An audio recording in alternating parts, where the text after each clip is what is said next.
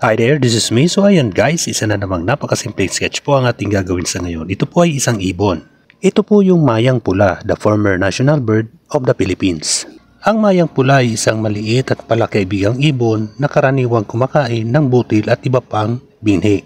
Madalas itong matatagpuan sa damuhan at kaparangan.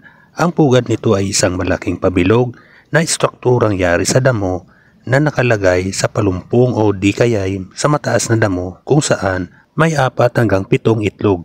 Ang mayang pula ay may habang mga 11 hanggang 12 sentimetro.